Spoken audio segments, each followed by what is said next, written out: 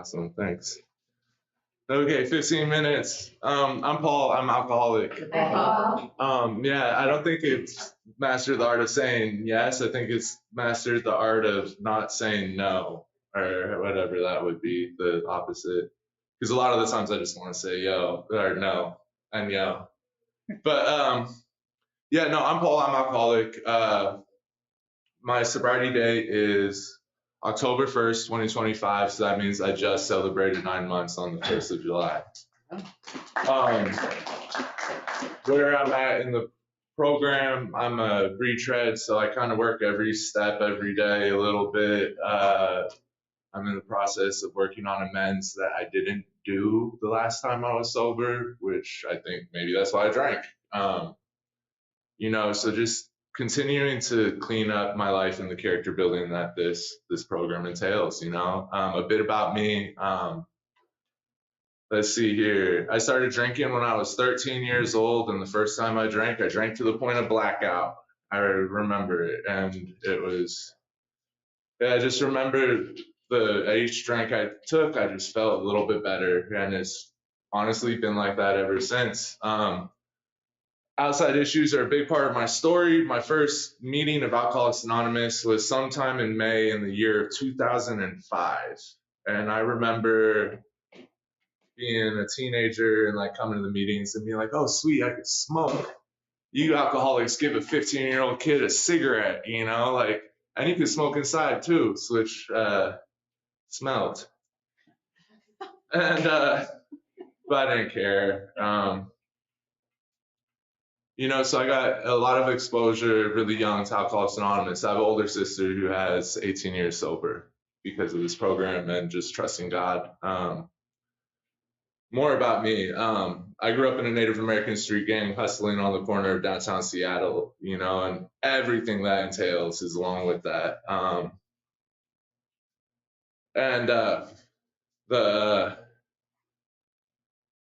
I didn't really necessarily want to quit drinking right away. I quit sticking a needle in my arm by picking up a bottle, quite essentially. So I switched from that to alcohol.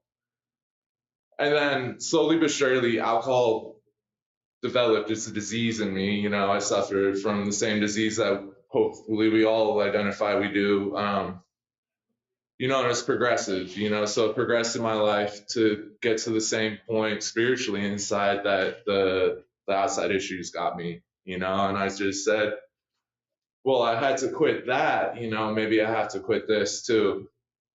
And that was about 10 years ago that it was really time for me to quit drinking. Um, and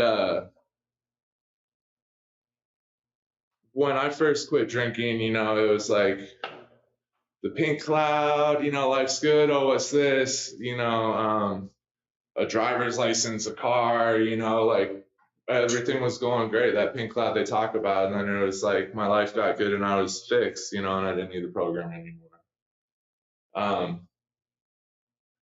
So long story short, the past 10 years, I've probably been sober 8 years of those 10. And it's all because of the direction this program has guided me in, like for me, after doing inventory and everything, it was just clearly apparent, like all of these things in my life that I do, the way I treat other people, the way I show up as a human being, the way that I carry myself around, it was a real eye opener to me to be like, holy shit, like you point the finger at one person and you get the three fingers pointed back at you, so over the past 8 years, it's been a process of the character building this program offers.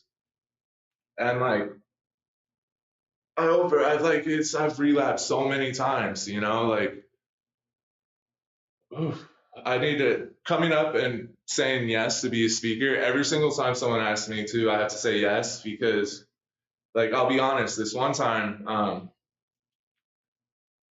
like, I had like almost 2 years sober and, and someone asked me to be a 30-minute speaker, and I was like, oh yeah, sweet, yeah, like sign me up. Well, I relapsed before that date or whatever, and I came back, I stopped drinking, and that night before I spoke, I thought it was a real good idea to, microdose some hallucinogens, before I spoke at a freaking AA meeting, and like me being up here today with 9 months sober, and being able to admit just how powerless I am over the disease and how much I need my higher power in my life. Like I had absolutely no purpose in my life whatsoever before I really started coming to this program. What was it? Just survive, and because of like all the tools that this program has offered, like I've been able to build up like a character inside of me, that's actually able to have like some confidence behind it, like I'm actually able to go home at night and put my head on the pillow and, not be mad at myself for the things I've done, and ooh, yeah, not be mad at myself anymore and be mad at the things other people have done for me, to be able to walk through life without like all the bullshit that has happened to us, that happened to me, hanging over my head. And it's because I say yes to things like this, it's because I've tried probably every single other way there is other than this program to try to stay sober, and I've tried like manipulating the steps in certain ways for it to work to my liking, and like the bottom line is I overthink things. I keep it as simple as possible. I just, at this point in time, I really just trust the process is going to work if I just do it. No matter how many times my sponsor tells me to rewrite that letter and I just want to say, screw you, dude. I just want to send it already, but at the same time, I don't want to send it because there's still a lot of fear behind it, you know? But that's where like more tools of this program come in for me to play, it's like, it seems like constantly in Seven, that character building that Seven offers me is just insane. I know it's a 7 month, 7 step or whatever, but it's like really 7, 11, 12, 1, all of them. I try to use as much when I remember because I'm a forgetful person and I forget that I have the ability to pray about the fact someone's making me mad, like why am I getting mad about it, like who thinks like that, like what am I doing to get like, and the funny thing is a lot of the times I'll find out something I'm doing and I could change that, with a little help. And, and with all the fear that life brings me, the fear of money, the fear of the everything that's out there, it's a scary world. Like it's the faith, that I combat that with. And so like more of what my program looks like today, I'm secretary of my home group on Thursday nights, the New Purpose group. I'm also the literature rep of that group.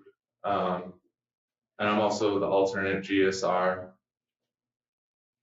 Because I've come to realize over all these years that, being like, there's been times before I've been on the outside of AA, looking in, seeing all you guys smiling and joking and eating pudding and having like this amazing time. And I've been on the other side of that, being like, how come I can't be happy like them? How come I can't be a part of what Alcoholics Anonymous is? And it's because I wasn't letting myself make myself a part of it, or however you would say that, like I wasn't making the coffee, where the people come up to you and they say, oh, hey, thank you, or being the greeter, that's fun, you really get to know people that way, and so like service is a big part of my life, Last night I listened to some lady talk for an hour on the intergroup phone lines, just little things like that.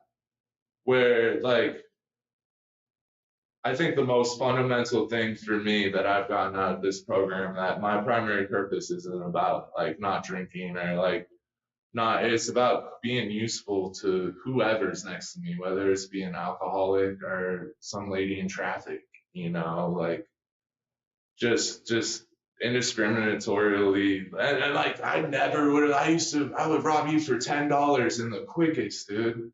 You know what I mean? Like, fuck. Excuse my language, I'm sorry, but um like the fact that something is so powerful to change my mind to think like about other people and just like that as the result of the steps, that spiritual awakening, that they talk about is really powerful. And when I went back out and relapsed, the many times that I have, it's tooth and nail trying to get back in here. And 99% of the time it's taken something incredibly drastic to get me back in, to where it's lucky that I'm able to have 9 months, And I try to incorporate all sides of that triangle or whatever. So the steps, yes, I try to practice them in all my affair.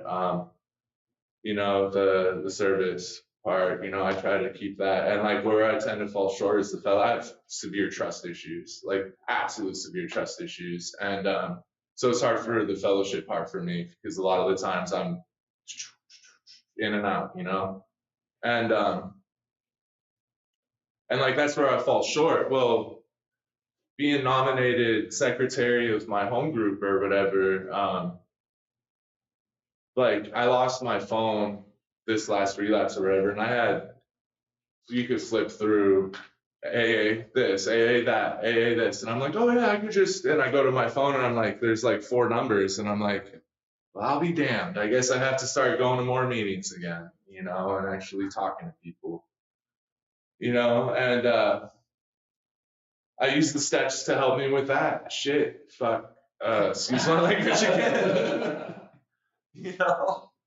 But like honestly, I have to pray a lot of the times before I start a conversation or like go out to be social or whatever, And but it gives me the ability to where like even on the bad days, I still am able to put my head on the pillow and be like, oh, this was an all right day, you know? Because I remember like my second, third day sober, this bout or whatever, like looking up at the moon and just being like blown away at how something that is there you just completely miss because the alcohol had consumed me, absolutely consumed me. I didn't even notice the moon for the whole time I was drinking. And like the little things like that just were slipping by me, that like even if it's a bad day today, I'm able to listen to the sound of just noticing sound sometimes, a bird chirping, or like the feeling of the breeze when it's hot, just like the little things like that, I'm so grateful for because man, not being able to notice the little things in life just didn't really make life feel like life. So I'm just glad today I get to live a life that's worth it. Something I probably could have said life another time, but and yeah, I'm glad to be here tonight. Thank you for asking me. I didn't want to come at all, but now I really am glad I did. You know, I just try to keep it as simple as I can and just do it, and try not to think about it too much.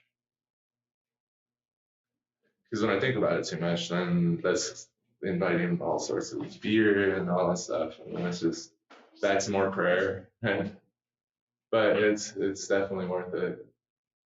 because I have a lot of hope. So thank you. Thank you.